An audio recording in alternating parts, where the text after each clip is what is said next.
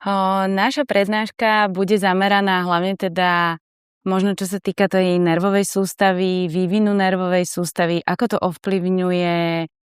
vývoj celkovo detí, ale nielen v škole, ale aj v rámci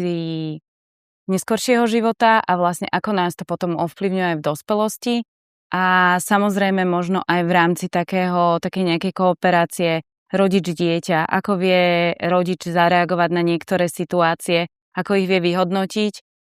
Pozrieme sa na prejavy možno nevhodného správania alebo veci, ktoré vnímame ako zlozvyky a ukážeme si, že možno to nie je zlozvyk, ale možno je to naopak práve prejav nervovej sústavy a vlastne prinesieme aj nejaké rady a tipy, ako s tým pracovať, ako tomu rozumieť a ako vlastne do budúcna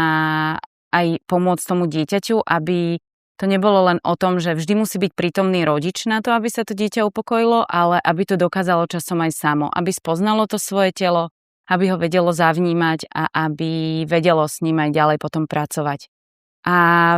možno v druhej časti spomenieme v podstate aj naše záťažové pomôcky, ktoré sú takými regulačnými pomôckami, ktoré dnes už pomáhajú v mnohých školách, v nemocniciach, na rôznych oddeleniach alebo ambulanciách.